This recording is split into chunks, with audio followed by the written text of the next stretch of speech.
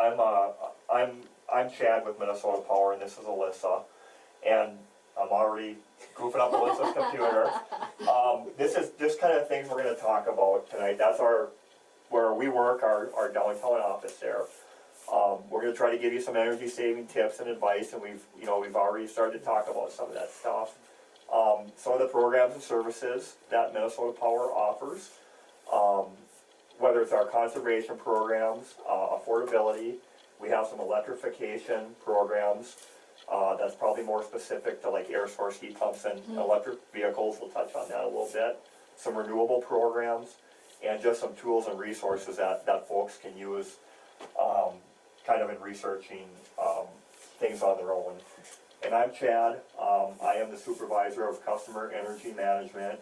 And my role at the company is I work predominantly with commercial industrial customers through our conservation program. So, think of like hospitals, universities, schools. Those are typically the customers I work with. And then I lead a team of three that work alongside with me, doing a lot of the similar, same work. And Alyssa, you want to introduce yourself? Sure can. Alyssa Harris. I work in our energy conservation realm with our customer programs and services group. I'm primarily on residential energy efficiency, and I have been at Minnesota Power for about 7 years. Yeah. And I've been there for 12. And then previously to that, I was a contractor for them, and then got hired on with the company after that. But so we'll get into some energy saving tips. And Chad, jump in. I will. Whenever. No, I don't need to. Yeah, go ahead. So we wanted to start out with talking about generally homes in Minnesota. Where does their energy go? What is it being used for? The vast majority of energy that you're using is going towards heating and cooling equipment in your home. That's 55%. Coming in next is water heating and appliances. They're tied for 15%, followed by lighting, and then electronics is taking the last little bit. So as you're thinking about your bill, and maybe you see that your bill went up this month, it's likely going to be in relation to heating and cooling, just the way this chart is showing. And same on the other side of things. If you want to really make a difference in your energy use, again, the heating and cooling section is that's the part that's gonna have the biggest bang for your buck. Also wanted to show this. As you kind of start on your journey towards energy efficiency, or as you're on your way, there is a process that's the most efficient way to do it that you should follow. The very first thing you should do is to really understand, where are you using your energy from? What time of day are you using it? What is it coming from? Start there, and then you can start making those changes and be thoughtful about where you're going to save or make something more efficient. It also makes sense to do like the low cost, no cost things first before you jump into the big things like solar or big window replacements. I won't go through this whole chart, but that's kind of the idea of this, is like start with understanding and then do the easiest things first while you move up the pyramid to the more complex and expensive things, really. So let's do that. So a couple tips that might be useful for you when it comes to no cost things to do. Specifically thinking about kind of winter now here. As sun is shining in your house in the winter in the daytime, you want to take advantage of that solar heat gain, right? So make sure your curtains are open in the daytime, and when the sun goes down, you close those curtains to kind of trap that heat. Same idea for summer. You just go the opposite, right? Another way you can, do some work on saving energy is setting back your thermostat. Whether you've got a programmable thermostat or, a manual dial one, whatever it is. We kind of say, like, for the winter, set it at 68 degrees when you're there, and set it back to 55 overnight or when you're gone. You obviously can adjust based on what you want your comfort to be. Just to kind of ask a quick question. Yes. If we were during the day, like what's a efficient temperature to take it down to that 55 and then bring it back up to 68 when you get home in the evening, or is it like a smaller window? Do you know?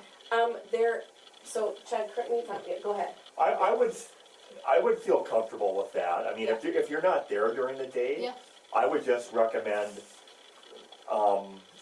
maybe having it come back on or start scaling back up, maybe like an hour before you get home, so that house can be Yeah. comfortable. Yeah. If that makes sense. Mm-hmm. Because that's quite a delta T in temperature, Yeah. and then it takes some time to build that back up. That's my recommendation, Yeah. but, you know. And a little data point here, adjusting your thermostat 1 degree, whether it's down in the winter or up in the summer, for 15 hours a day can save you 2% on your fuel bill. So even 1 degree that you're moving it will have an impact. Yeah. So keep that in mind. Third thing, turn off the lights. That's probably the most general, the most basic. If you're not in the room, turn off the lights. If you struggle with that, or if you have children that just can't Yeah. figure it out, or if there's like a basement in the laundry room and you just can't remember, there's motion sensor lights. You can do a motion sensor switch that's actually like on the wall. They also make motion sensor bulbs that it's actually a bulb that has a motion sensor in it, and it does all the work right there. So there's options. Locking windows, so as it's getting colder, we're not really opening windows anymore. It's great if you close it, but it's even better if you actually lock it. 2 reasons. One, it prevents, the top window from accidentally sliding down. But also it causes a better seal. So you're losing less air, hot air out, and bringing cold air in. So don't just close windows, make sure you lock them too. Cleaning refrigerator coils. So that's what this picture is. So this is a real picture from one of our energy auditors out in the home. This is the bottom of a fridge. So all refrigerators have refrigerator coils, whether it's on the bottom or the back. Those get really full of dust and gunk as time goes on. And the point of those coils is to dissipate heat. So basically, a refrigerator, you're taking the hot air out and it has to dissipate somewhere, and that's what these coils are doing. If they're full of gunk, the refrigerator is going to have to work a lot harder to dissipate that heat. So you want to make sure you clean them. The recommendation is 2 times a year, and if you have animals, pets, you're going to want to do it more. And it's as simple as, getting a hard bristle brush and just rubbing it in there, getting all the gunk off, or even a vacuum, if that's easier for you. So the auditor was there that day, found on the left, and I think he grabbed their vacuum with their permission and did that, and so a big change there. And then the last one I'll mention today is a water heater setback. So I believe this is still a case that most water heater manufacturers set them at like 140 degrees at their warehouse or whatever. It's recommended that degree should be at 120 degrees for multiple reasons. One, so it doesn't scald your hands when you're washing hands or taking a shower. But 2, there's a lot of energy savings in that. 140 degrees isn't necessary with the stuff that you need to do with your hot water. And if it's at 140 degrees, or really anything above 120, you're heating that water constantly to keep at that temperature, and it's just kind of a lot of wasted energy there. So moving on to the next one, a few low-cost options. Lighting. Lighting is a really, really good and easy one to work on. Do you all have, what kind of lighting do you use in your home? Do you know, LEDs, incandescent, CFL? I think most of ours are LED. LED, okay, That's good. that is great. Yeah. Yeah. I'm moving to LEDs. I think I still have the CFLs. Okay. I'm Okay. waiting for them to burn out, but Yeah, maybe yeah. I should just switch them. Well, so just a little bit of background, there's basically 3 types of light bulbs. There's incandescent, that's the traditional older style, like a 60-watt equivalent. Then you've got CFLs that came around next, that were like the next big thing at that point. Those are the ones where you turn on and it takes a little bit before it actually comes on. The same brightness of the 60 watt would be 15 watts. So 15 watts it takes to work versus 60. And then the newest is LEDs. LEDs is light emitting diode. The same wattage for that, like the equivalent would be 8 watts. So you're going from 60 watts to 8 watts with the same brightness in the light.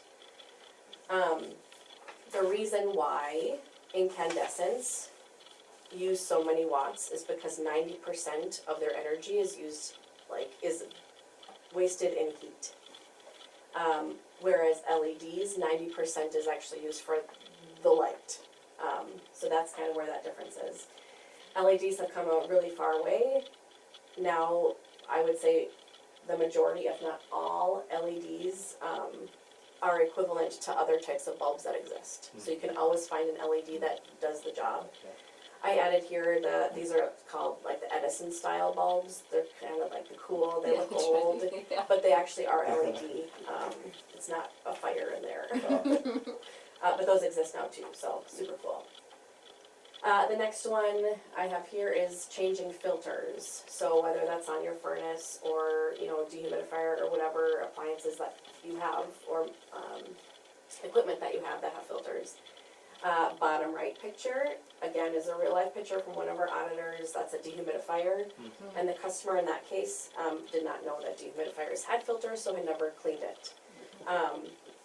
And another stat here I have for you, dehumidifiers actually use as much electricity as a standard refrigerator.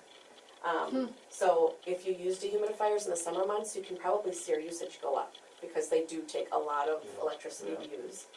Especially this one that is working so hard to work because of all that gunk on the filter.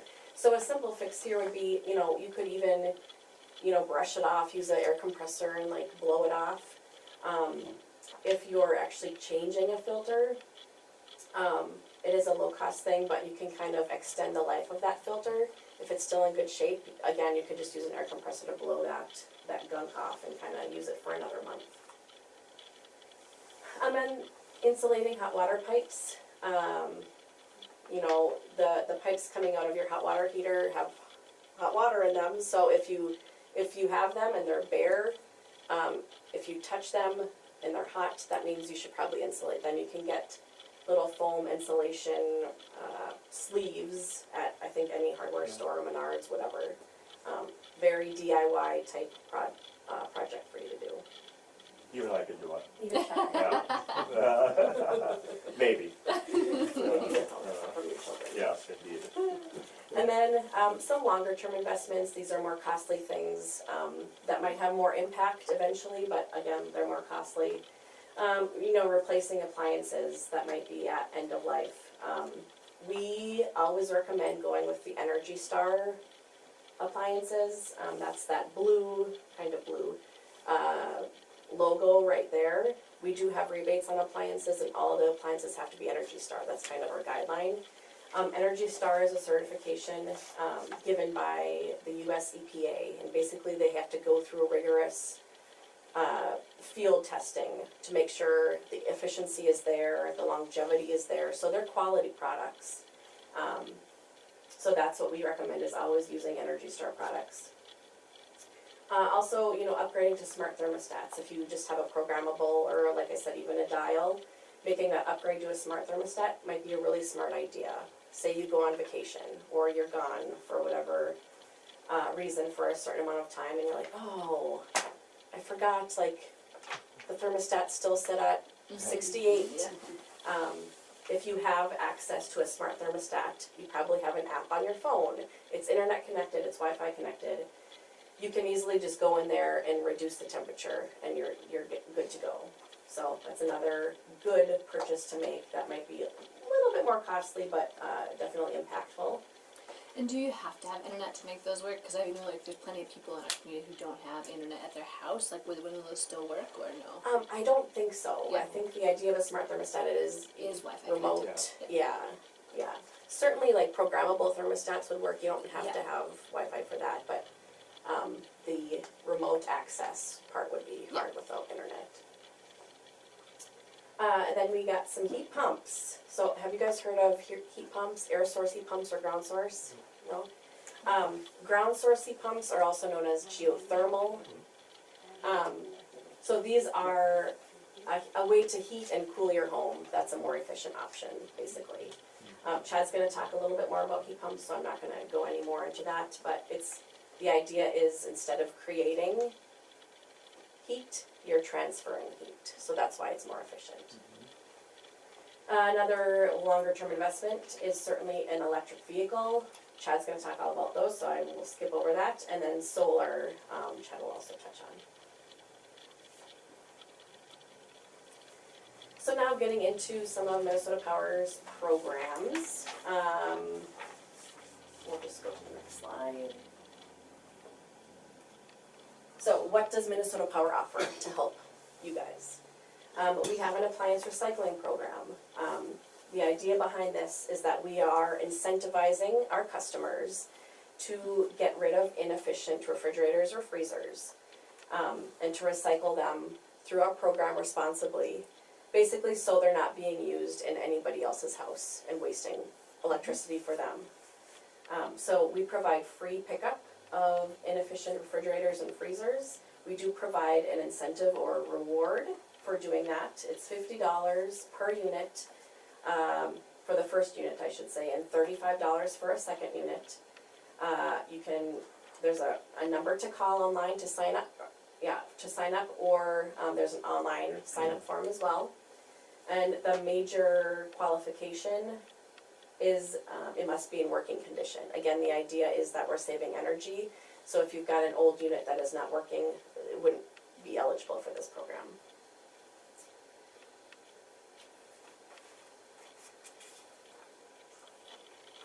The next program we have is our home energy analysis program, or we call it HEA. This is a program where basically we have an energy auditor come out to your home. They are very experienced and like the expert in their field, and they'll do a walkthrough of your house with you. They'll walk through, the mechanicals, your lighting, they'll look at appliances, and kind of give you an idea of, the health of the products that you have, and also how you're using your energy in your home and kind of where it's going. During the walkthrough, they will provide direct installation of some free energy efficient products for you. So we do things like LED bulbs, faucet aerators, advanced power strips. There's a variety of things that we offer depending on eligibility of the customer. And then at the end, the customer will get a recommendation report that kind of goes through, like, these are the things that we recommend you do now. And sometimes kind of give a payback of like, do this now, kind of wait for this. We also, so that's our standard HEA, that's free for any customer that wants to participate. It's a 2-year eligibility, and it must be in units that are 4 units or less. If there's a facility with 5 units or more, we consider that multifamily and they would go a different route. There is something that we call an advanced home energy analysis, so it's pretty much the same thing, only a little bit more deeper into the building science portion. So with that one, it would include a blower door test and infrared thermal scan. So blower door test, basically, you pressurize your house, and then the auditor would go around and kind of like use an infrared camera to see where the leaking is happening, where the air is coming in or out, depending on what the temperature is. Those are not free. The cost of those depends on what auditor you use. They base the price on their own stuff. But Minnesota Power does give a rebate. So for Minnesota Power, we provide a $200 rebate if you have electric heat, $100 if you don't. And people who are renters, can they have their rental unit? Yes. Yeah. So for the standard HEA, we kind of consider this more behavioral. Yeah. And in that case, yes, I know a renter doesn't have a lot of Yeah. ownership of the things, but yeah, the standard HEA would be a good choice for them. Another free option for customers is one of our energy efficiency kits. So for anyone that has an electric water heater, that's the one qualification here. They must have an electric water heater. We do have a water savings kit. Like I said, completely free. We send it out to your house if you request it, and it has a free shower head, shower timer, bathroom faucet aerator, kitchen faucet aerator, and a hot water gauge. It's a $25 value, free to the customer, just as kind of, if you don't wanna have a home energy analysis, this is the kind of stuff that they would install if you have an electric water heater. So just a free option for those customers.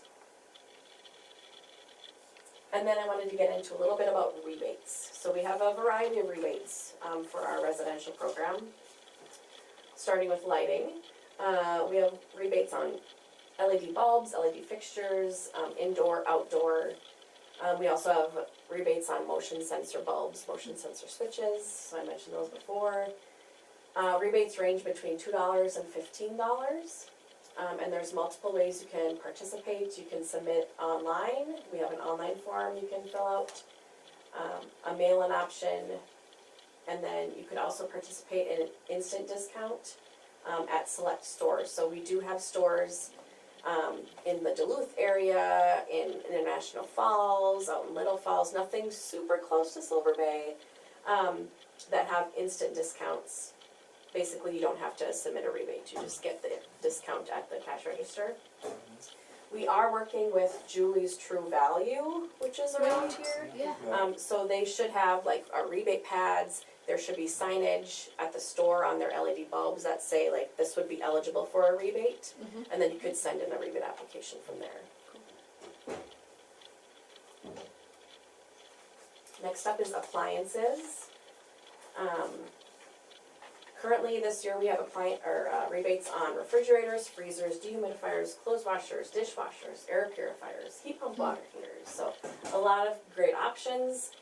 There are some particular qualifications on some of the things, like you must already have an electric water heater to receive the clothes washer, dishwasher, and heat pump water heater rebates. That's kind of getting into the nitty gritty. Rebates range between $15 and $400. And all of these must be Energy Star certified, which we talked about before. Energy Star is kind of like our end all, this is what you need, we want quality appliances. Energy Star products are going to be a little bit pricier than the standard, but that's kind of why we have rebates to kind of bring down that cost difference. And is there an easy way for you to find out if, because $15 versus $400 is a big gap, like which you qualify for? Yes, there's a sheet here, we can leave some behind too, that lists out each measure and each rebate amount. And it's also on our website as well. And then our HVAC rebates. HVAC is heating, ventilation, and air conditioning equipment. So this is all kind of the bigger stuff, the more costly things.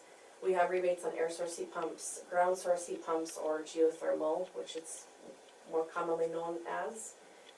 Different thermostats, electronically commutated motors, which are they're called ECM motors that kind of go in furnaces or in boiler systems. Yep, for pumps, yep. Rebates here range from $20 to $1,000. And the way to get these rebates is you must work with a participating contractor. So on our website, we've got a whole list of HVAC participating contractors that we've worked with and that have kind of agreed to our rules and regulations. And they would actually fill out the rebate for the customer in these situations because they're a little bit more complex things to fill out, and serial numbers on a heat pump might be hard to get for a customer. So that's why we have our HVAC contractors do that. And is there a good way to learn about air source heat pumps or ground source heat pumps, like so you know what you're like getting into? Yes, Chad will talk a little bit more about kind of the basics, but we also have some stuff on our website. That's super helpful. Yeah. Yeah. We have a new construction energy efficiency program, so if you ever were planning on building or you have friends who are building, we do have a program that could potentially work for them. So here we're incentivizing homeowners and builders to build more efficient than code. And with that, potentially getting more than $4,000 in rebates with that new build. One of the main things is that the house must be heated primarily with electric heat.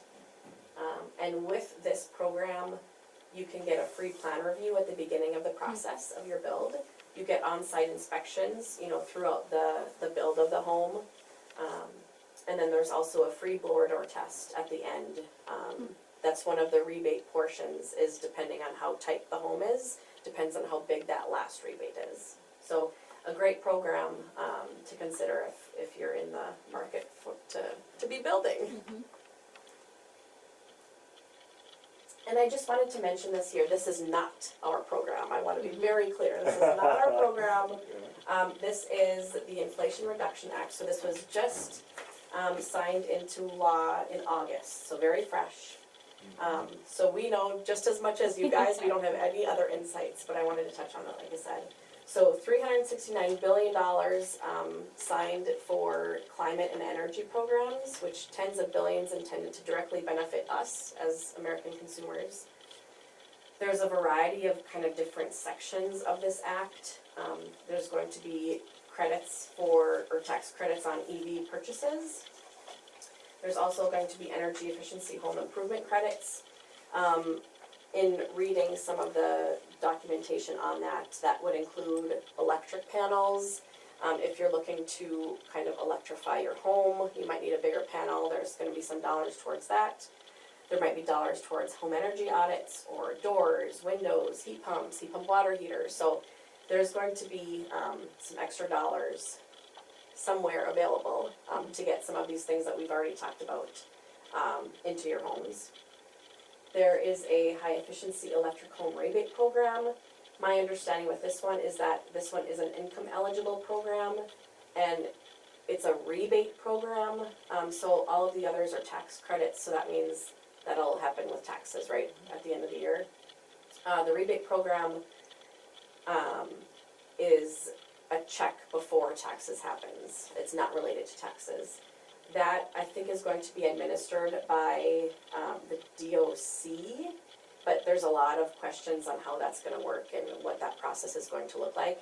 It's looking like we probably won't know that at least until mid-2023. So I guess kinda keep your eye out for that. Like I said, we don't know anything more than you guys do, so that'll be interesting to see how they handle that stuff. Yeah.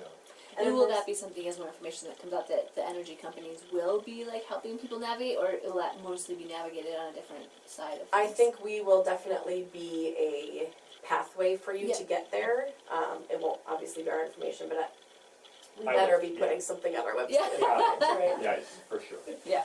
And one of the big questions that kind of is still out there is how will these dollars play with our dollars that we provide? Like, can you double dip, or can you do both, or is it one or the other? So that's a huge question that we have too, on how this is gonna impact our programs. There's also clean energy credits. The biggest thing here is basically it's solar tax credits. So there was a tax credit before, it was going to expire, now it's extended and expanded a little bit larger. So that's what I wanted to say about that. I wish I had more information, but Tough. that's Pretty what I fresh, know. yeah. I'll move into affordability programs here, so I will preface this with, I have a coworker that is the lead of this program, and I am not directly in here, but I'm gonna do my best to share the information with you. So Minnesota Power has, general protections and billing options for all customers. All of these are opt-in, and they're not necessarily discounts for customers, but they're ways to help manage bills. The first one is budget billing. Basically, you can talk to our call center folks to pay the same amount every month on your bill, so you kinda know it's coming, you're not gonna have any surprises or crazy shocker bills that really, impact how you live your life, basically. There's payment plans that we offer, so those are situations that are individually negotiated, where you can say, like, split one bill into 3 payments, and they'll say how much, well, our call center folks would tell you how much you pay each time and when they're due, so that's more of a one-off thing than the budget billing. Cold weather rule is actually a Minnesota state required thing. It's a protection against disconnection in winter months for all customers. Customers do have to call our call center and ask about that to be added. You will not automatically be added, but if you are unable to pay your full bill or your bill at all, you will be guaranteed to not lose power during those months. I will mention though with that, those dollars will still be there when cold weather rule ends in the spring. So just, if you're in that situation, be cautious. If you're not paying over the winter, that big chunk of money is still going to be due by spring. We have a medical necessity protection. Basically this one is you just get special notifications relating to power outages when you need that. We do have a Salvation Army heat share program. So you could be on either end. You could choose to contribute to this heat share, or you could, if you're in a situation where you need to use it, you could use it. And it's basically a community crisis fund. So that's, again, an opt-in thing. There's military service assistance, so this is protection against disconnections during duty transitions, just protecting that situation. And then we also have low-income solar grants. This is an application-based thing, which provides funding for income-qualified organizations or homes to install on-site solar. There's some more requirements for that, so if you're interested in that, I would definitely recommend to go to our website. All of these would be started with a call to our customer service line, our call center folks, and they can help you with all those. Energy Partners is our energy conservation program for income qualified folks. The main thing here is it's basically like our HEA program, our home energy analysis, where an auditor comes out to your home, except there are a few extra options for customers to participate and a couple other measures. So one of the big things here is that if you are income qualified, you may be eligible for appliance replacement. So we do refrigerators and freezers, those are two major appliance replacements. If you are eligible, there's some eligibility guidelines for, you know, your existing fridge or freezer.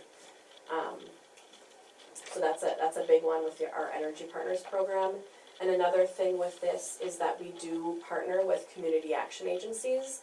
So the folks that participate in the Energy Partners program will have, you know, easier access to any other resources that they might need, because our auditors do work for our community action agencies.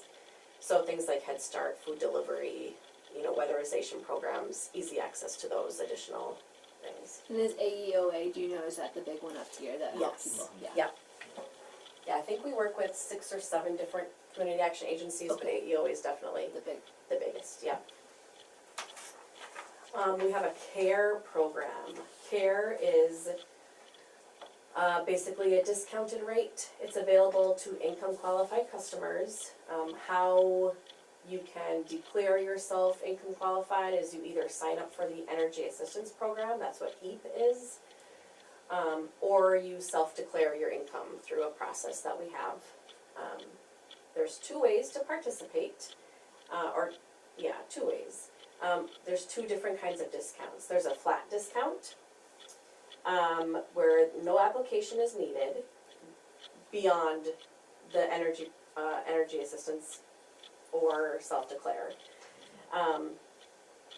And this one is just a flat $20 off each monthly bill, as long as your bill is at least that amount. And like I said, it's an automatic enrollment for households with residents who are over 62 or living with a disability. You can also participate in the affordability discount. This one does require an application. And this one's a little bit different than the flat because it's a personalized discount calculated incorporating household income and billing history to bring customers' bill down to 3% of their annual income. Kind of the rule of thumb is if your bill is $30 or less a month, the flat discount is going to be your best option. Anything else, it would probably make sense for you to apply for the affordability, even if you do automatically get the flat discount because you're senior or disabled, to see if the affordability discount might be a better option for you. They'll always pick the best one.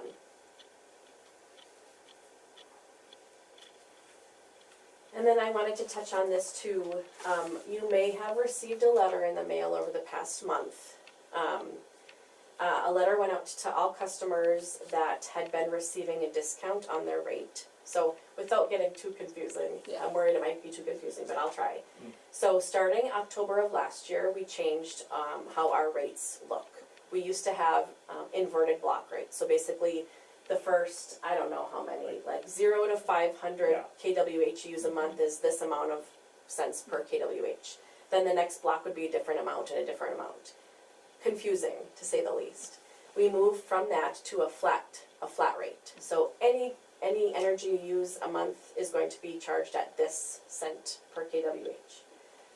That's what that phase one column in the middle there. It was at 7 cents per kWh. But to kind of lessen the blow of that transition, there was a usage qualified discount. So that discount went to people that had averaged less than 1,000 kilowatt hours a month. And this usage qualified discount of 3.6 cents was applied to the first 600 kilowatt hours that you used. So a good chunk of people received that. Now we're on phase two, starting October 1st of this year, so just a few days ago.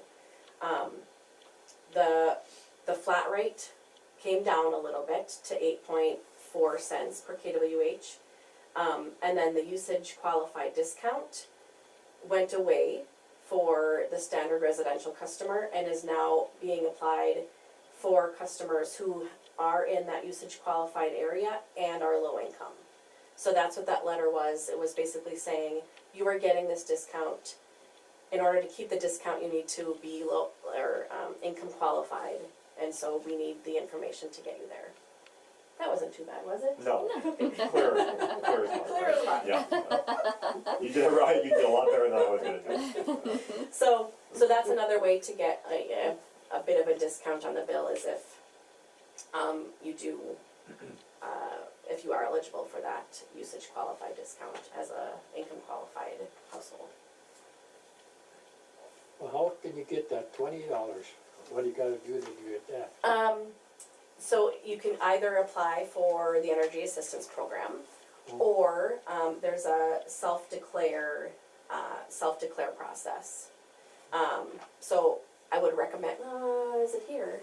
We might have something here. Yeah. Let me I'll show you this after, Yeah, okay? I'll put it there so I remember. Good question.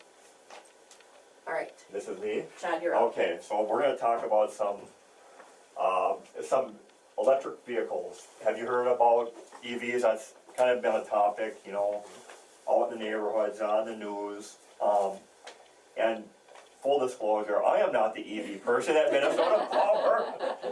We actually have, or the solar person for that matter, or the renewable person, but I'm gonna take a crack at trying to explain this at a high level. But just so you know or are aware of that, if you ever wanted to dive into this further, we have folks in-house on staff that can probably answer your questions a lot more intelligently than I could. But I just wanted to throw this slide up here. It's kind of showing the trend, you know, statewide, and only have data through 2020. But as you can see, it's starting to tick up a little bit. More and more people are choosing to go EV instead of internal combustion motor. This slide is specific to Minnesota Power. So back in 2018, we only had 134 cars in our territory. Now it's, you know, kind of in 2021, we were at that almost that 400 range, and by the end of this year, we're projected to be 525. And I think that we're a little behind here in northeastern Minnesota, and you know, I'm not 100% certain why that is. It might be availability. You know, we don't have those big dealerships down in the cities that probably can pull more cars than our dealers can up here. But we are a little bit behind, and we've been trying to push that a little bit by offering more chargers, some programs we offer, and we'll get into that a little bit too. So yeah, these are the chargers that we have.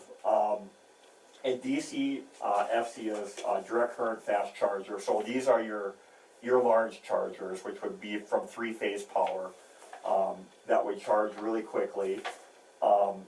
There's 71 stations statewide now. There's more coming every day. Seems to be more coming online pretty frequently. There's 17 Tesla stations, and interestingly enough, if you're familiar with Black Bear Casino in Cloquet Carlton area, they have a Tesla charging station there that folks can use. Yeah, and this is just, you know, this bottom part is just kind of explaining, there's some funding, more and more people are getting into it. I think we've even had some conversations with like the gas stations that are gonna start offering, charging stations as well. But I guess the purpose of this is just to show that it is indeed growing, and it gets rid of what they call range anxiety, you know, of people setting out and not knowing where they're gonna charge on your trip, so I think the gap is starting to close on that. I thought this was interesting. I use this slide because a lot of the major manufacturers of cars have announced they're gonna quit making gas motors. General Motors, Incredible. yeah, isn't that something? I mean, they're gonna stop, you know, and Ford even, they're gonna phase out gas by 2035. I mean, that's not that far away. You know, and VW has made some announcements, Mercedes-Benz, Chrysler, Dodge.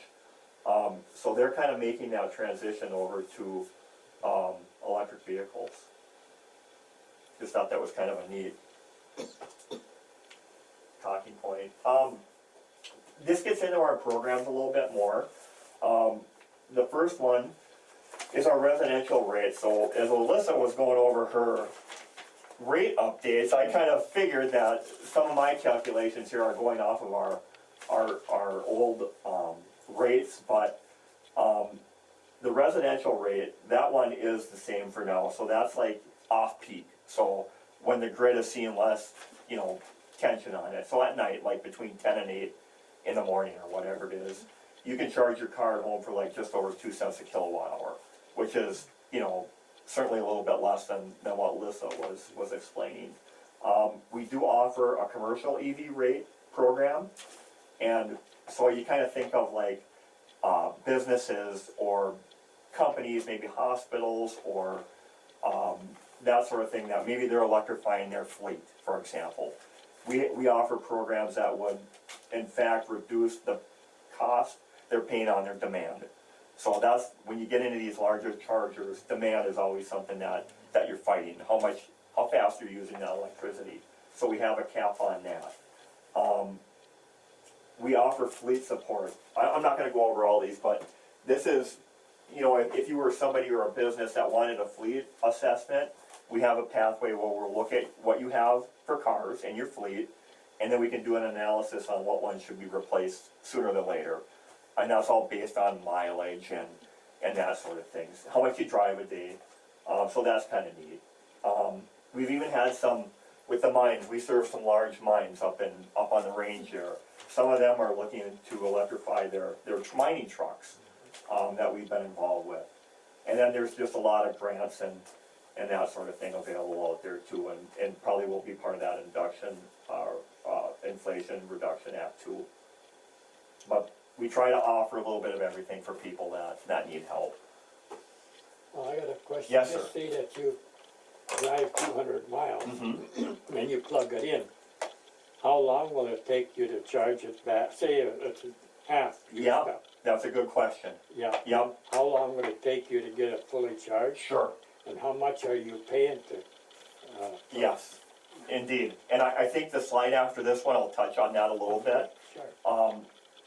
Yeah, I think we'll answer some of those questions for you, but, and on that subject, you know, people ask, what is a plug-in EV? So this first picture is one that runs off of 100% electricity. So maybe think of like the Ford F-150 Lightning. There's probably been a lot of ads on that. That's all electric, so that would fit in that bucket. There's some that run off of some battery and some gasoline backup. And then there's one on the right that's not considered a plug-in. That's, you know, that's a picture of a Prius where it uses gas, and then there's a battery pack on board, and it uses both of them together. But when you think in plug-in vehicle, the two pictures on the left are kind of what fits into that bucket. going back to your question though, so there's three basic types of EV chargers. So, the first one is a level 1. So think of 120 volt, so we got 120 volt going into the computer here. You can just plug that in at your house. Everybody's got that. For that scenario, that might work good for Alyssa, who's going back and forth to work in Duluth every day. She drives into work, comes home, and then plugs her car in overnight, and it charges by the time it sits there 8, 9, 10 hours, it's ready to go again in the morning. Now for me, who lives in Lake Nebagamon, which is a little bit farther from what Alyssa has to drive, maybe I want to go with an AC level 2 charger, which is 208. So think of like a dryer is 208, or an oven, electric oven. So something that's a little bit more beefier for electricity. That will charge a little bit faster. So where this, I think going back to your question now, you're gonna get, if you charge that for an hour, you're gonna get 5 miles of range on this 120. Now if I had a level 2, I'd get 20 miles an hour.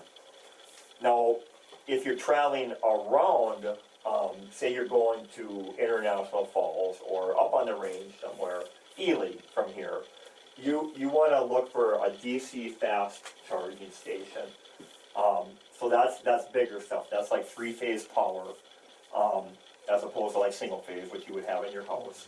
And then you're looking at, you can get 180 or 240 miles an hour on a charge. You know what I mean? So it's not like sticking a gas nozzle in and waiting a couple minutes. You do have to wait a little bit, but that's, I know, something that's, there's a lot of effort being put into DC fast chargers within our region to help with that range anxiety, as they call it. Does that Do kind we of help? have many DC chargers in our area? There are, and I had a slide on that and I didn't put it in, That's okay. but there are more and more. And I know MP personally is trying to install some more too. There's a bunch of grants out there for more to be put in. And it's a slow process, it's you think about when all the interstates were built back in the day and people were traveling across the country. There weren't gas stations everywhere either, and that's kind of what this process is like. And in my simple mind, you gotta ramp up to that infrastructure again.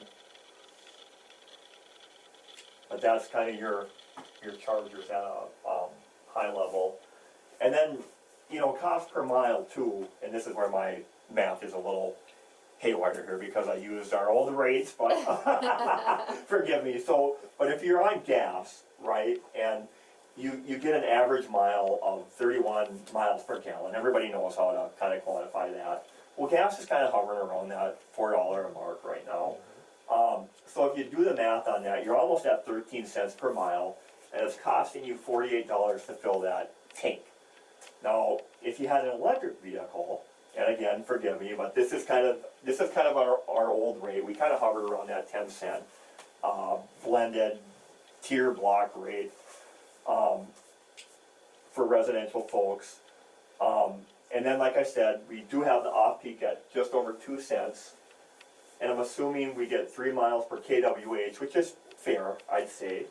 If I use the worst case scenario of 10 cents, that would cost you $8.90 to go 300 miles. So if you think of it in terms of that, it's much more attractive for operating expenses. And we've all seen what this number has done. I mean, it's up and down and up and down, and probably will continue to go that way. But that's just kind of a slide to get you an idea of what it would cost to run a EV. And then the only other thing I would add to that too is, you're not changing your maintenance, you're not changing engine oil and that sort of thing. So there's some savings for that too. I think that's not really quantified here, but yeah, I just wanted to throw that in there too. So this is like a slightly bigger picture. I'm just curious, is Minnesota Power's looking at its grid and looking at the number? I mean, it's a lot of EVs coming in. Like, what's the capacity in the grid to host all of these EVs? Yeah, that's true, and that's a fair question, I think, and I'm probably not the right person to answer that, but I have heard this come up And I think that's why they're trying to encourage people to charge at night. Yeah. Because the pressure on the grid is a lot less. And then I heard somebody tell me the other day, that refineries, you know, to refine gas is super intensive for energy. Yeah.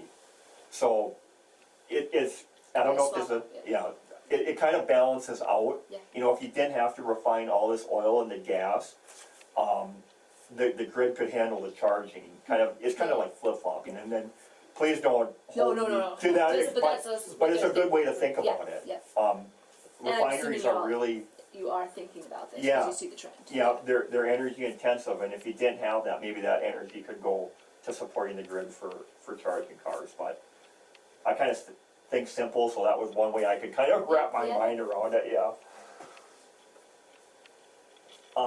And then I'm gonna, is that any more questions on electric vehicles before I move on, or? No? Okay. This is, you know, kind of piggybacking off of some of the stuff Alyssa was talking about, but, heat pumps is becoming a more and more, option to heat your house and to cool your house. And she kind of touched on it a little bit, but they're more efficient because they move heat rather than generate it.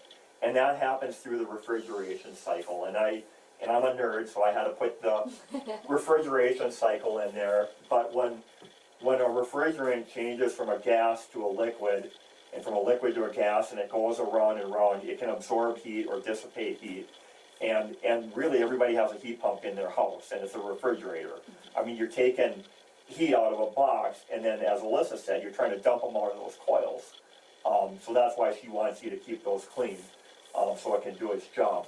But in a nutshell, that's kind of what a heat pump does. So as part of that process, it's 1.5 to 3 times more efficient to heat that way. So what I mean by that is, if you put in 1 kilowatt hours of electricity, you're getting 3 kilowatt hours of electricity out in heat as part of this refrigeration cycle, instead of, you know, burning natural gas or propane, you know, where there's losses within that furnace, you know, as part of the efficiency.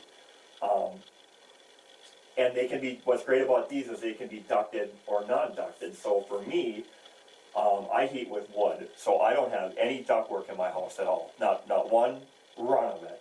So for me, a ducted heat pump would be a great alternative. And all it has is refrigerant lines. And they're, you know, you drill a hole about that big through your wall, and then that's how you run it. So you don't have to worry about running any ductwork.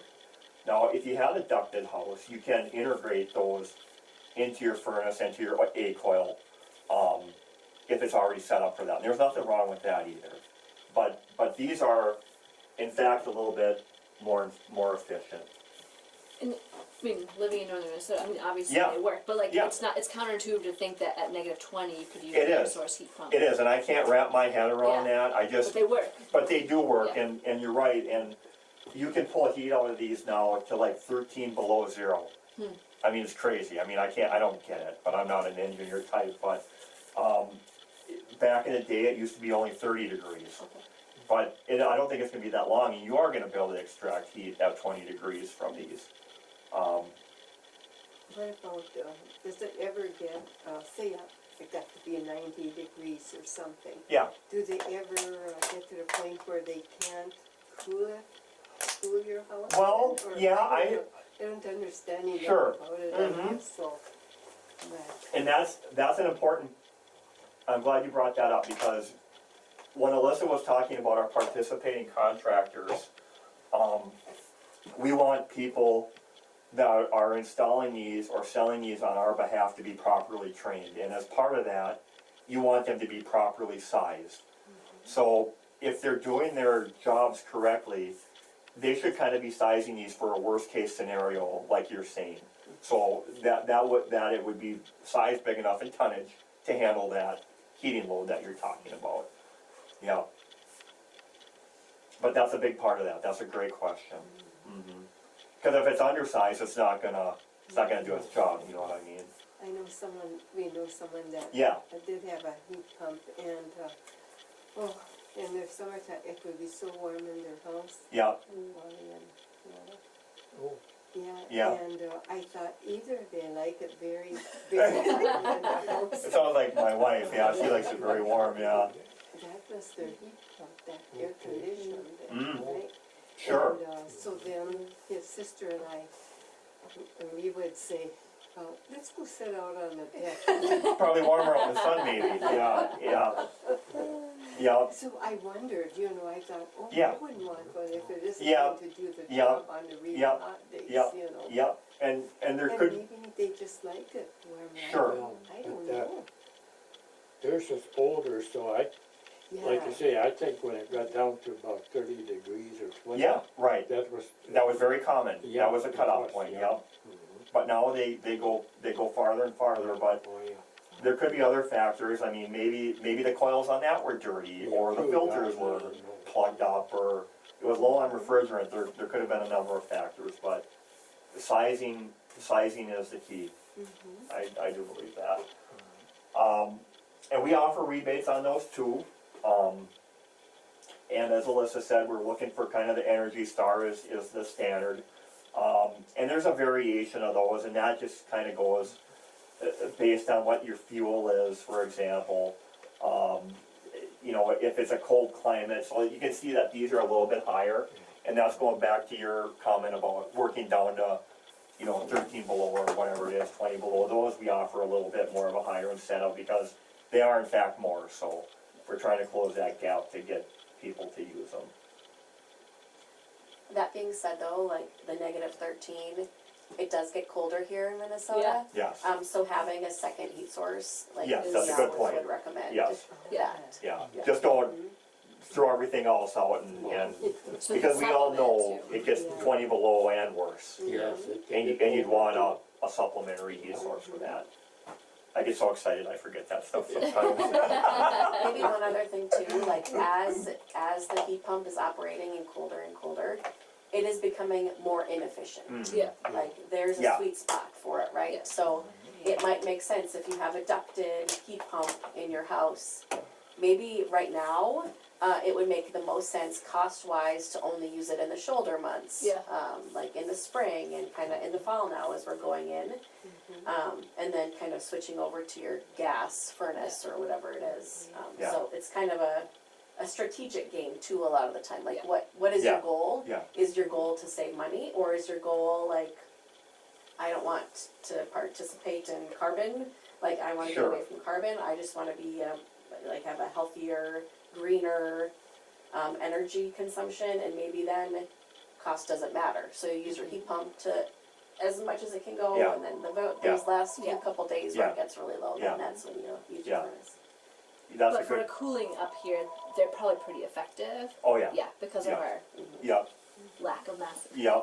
But piggybacking on what Alyssa said too, there's another factor that contributes into that too, and it's what the cost of fuel is right now. I mean, I don't know what propane is, but maybe it's really high right now, and supplementing it or diversifying yourself with the heat pump would make more economic sense too, so that's another factor to consider too. But I always think diversifying your heating source in this environment we live in is a good thing. And then I'll touch on, and Alyssa yelled at me because I put this slide in and she already did it. But she said I could use it one more time, Yeah, so I you thought, did. okay, I will, I'll take her up on that offer. And that was my fault, I wasn't tracking with her, it wasn't the other way around for sure, but I wanted to put this in because I think it's important when you talk about, thinking about putting solar on your house or renewable forms of energy, because kind of like Alyssa said, you want to start with this stuff on the bottom to make your house as energy efficient as you can. And there's, the first step is understanding how I'm using my electricity. And then the second step is kind of some of the things Alyssa talked about, the low cost stuff. Lighting is a little bit higher, and as you go up the pyramid, the more money you're putting into your house, maybe, would be a good way of saying that. But the idea behind this is to reduce the load on your house, so you're not having to put a big of a solar system in, perhaps, if that makes sense. Absolutely. Yeah, So do these things on the bottom, and then, you know, then your investment, which is on the top, is a little bit less. And that's why I like that slide, wanted to use it, but we do have several ways to participate in, renewable energy.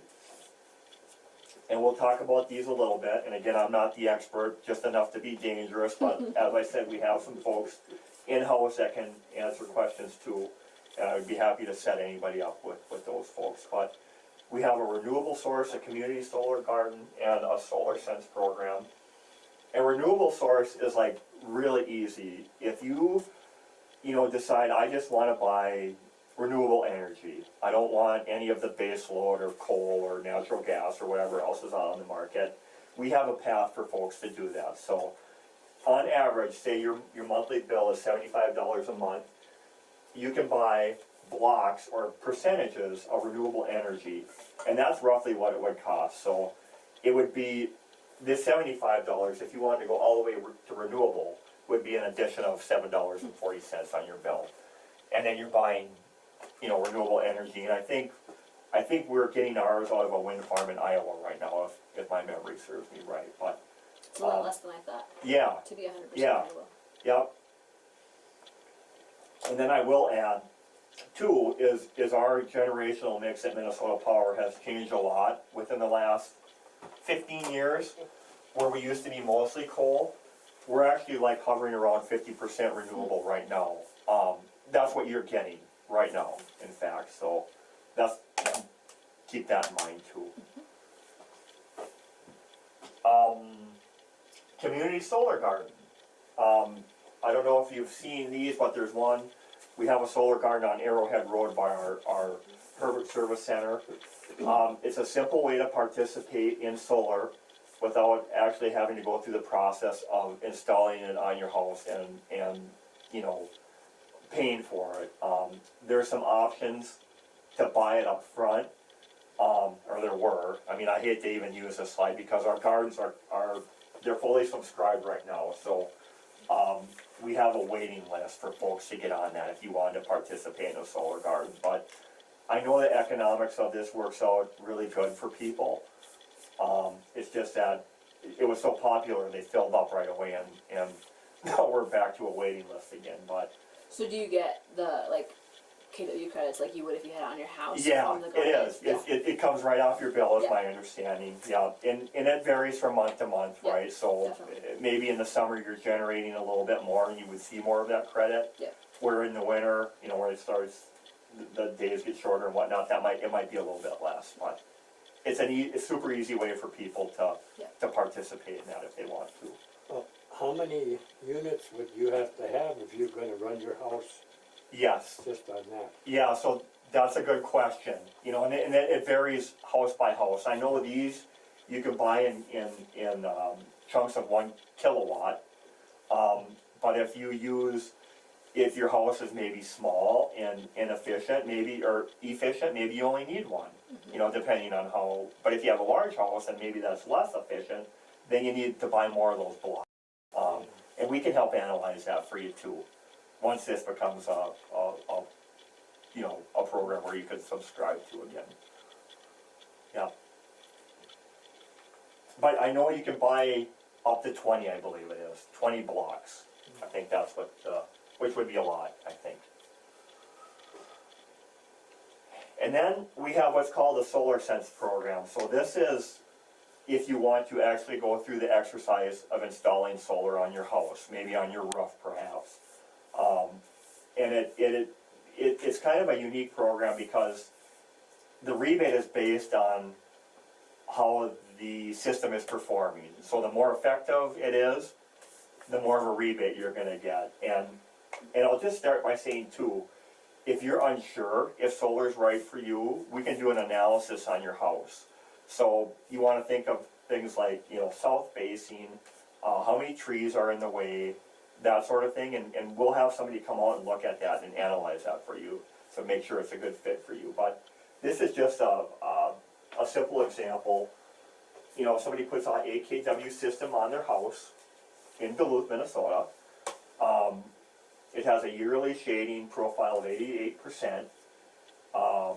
the average production is 8,800, kilowatt hours a year, which is probably not a stretch. I mean, that could be a house, what it could consume. So your rebate would be about $4,600 on that. And if it was more, if it produced more, it would be higher. If it was less, it would be lower. And this has been very popular too, where the funds kind of go really quick on these. So if you are interested in doing it, there's an application process for that, that we can help you get on a list for too. So wait, people are getting 50 cents a kilowatt hour? Well, that's the rebate. The rebate, Yes, okay, I was yeah, like, so, what? yeah, I should have probably explained that a little bit. Yeah, Very good. yeah. So if you're generating 8,800 kilowatt hours a year, then your Then your rebate's about rebate. $4,600, Gotcha. yeah. A one-time rebate. A one-time rebate, Yes. correct, yeah. But I think with this IRA too, there's gonna be some, and I don't know enough about it, but I think there's gonna be some additional funding perhaps for that, I think it's- do you know? So the tax credit was coming down, I wanna say it was maybe 23 this year, and it was going down more next year.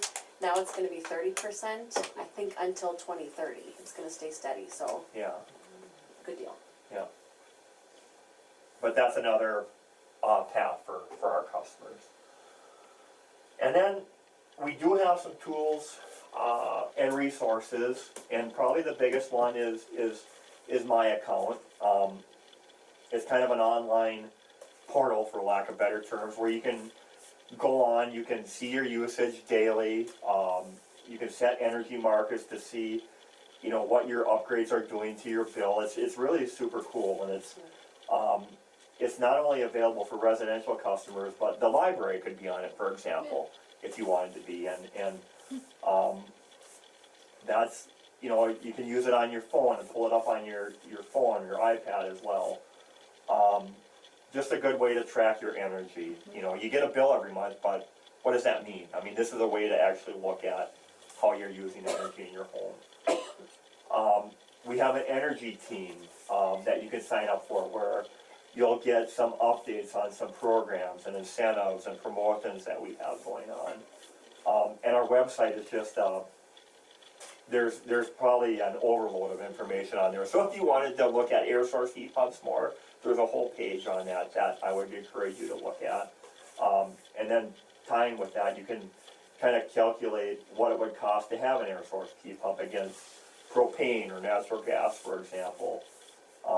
That sort of thing. So I would encourage folks to use that too.